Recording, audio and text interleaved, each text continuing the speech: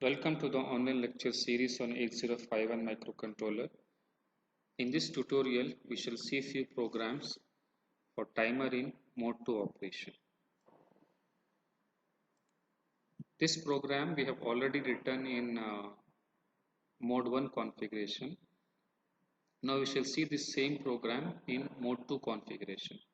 So write an ALP to generate a square wave of 100 microsecond on P1.2. Okay, crystal frequency is 11.0592. But here it is timer 0 in mode 2 configuration.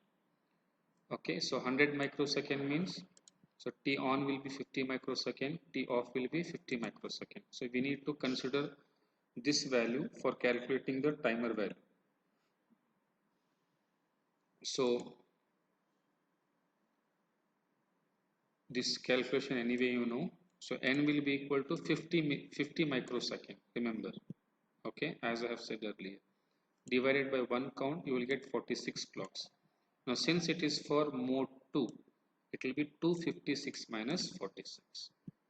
So it will be 210. So you convert it into hexadecimal, you will get D2H. Okay.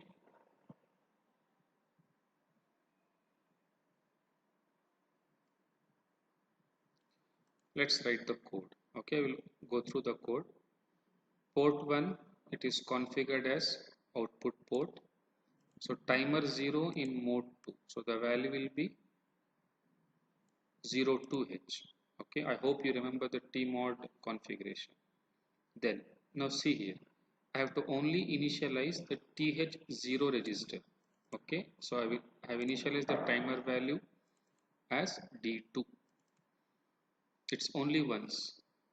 Okay, so this will give a copy to TL0 register. Okay, then you set bit. So to make this bit high. Okay, afterwards I have to give a delay of 50 microseconds. So set bit, then call a delay of 50 microseconds.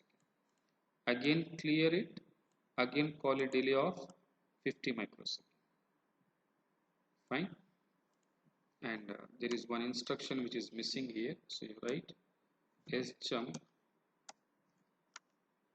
repeat. Okay, make it this correction in the notes. So in the delay, so you will set the timer flag, wait for overflow flag, clear and return. Everything remains same except that you will be loading the value only in TH register and you need not reload it. Now see here, see once you have called the delay, okay, so once TF0 becomes 1, okay, in case of mode 1 we used to reload the value both in TH and TL, but here you need not do that because the value is already stored in TH0. Once overflow occurs, a copy of the value present in TH0 it is given to TL0. Okay, so that time of those instruction is saved and hence the delay produced by these by, by the timer in mode 2 is more accurate. Okay, so for more accurate and critical applications it is better to go with mode 2. Okay, let's see one more program. This is similar to the previous, you can have a look. I will go to the next program.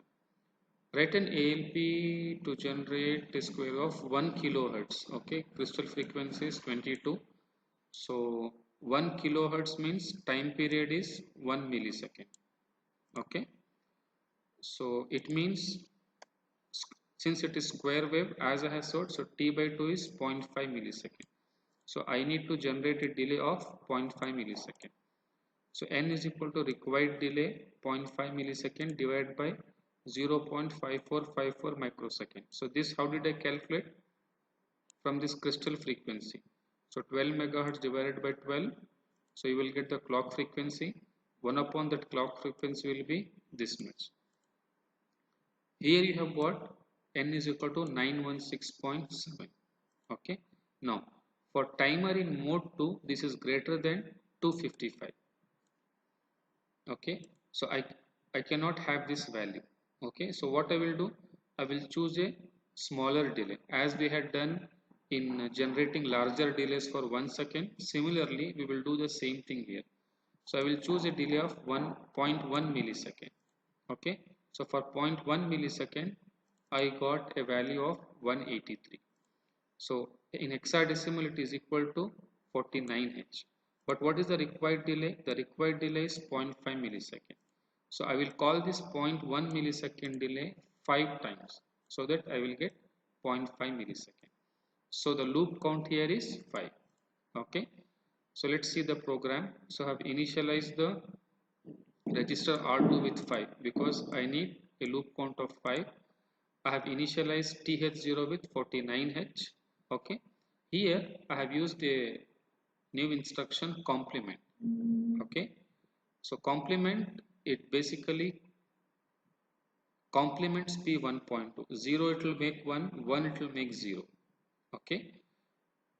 Or else if you're not comfortable, you can go with first set bit P1.2, then generate delay, then again clear and generate delay.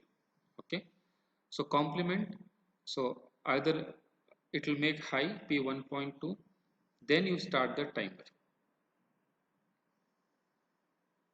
Okay. So once you start the timer,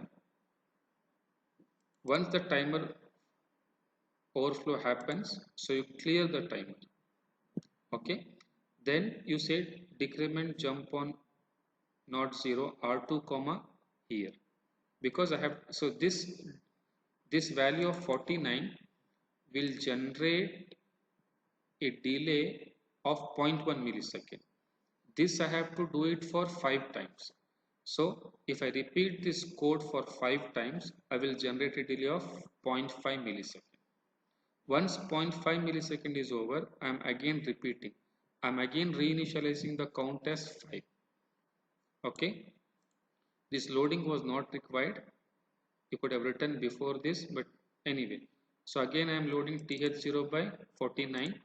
Now if I complement whatever the high value, it will become 0 now. Okay. In this way the square wave will be generated. Okay. So this ends 8051 timers both in mode 1 as well as mode 2. Thank you.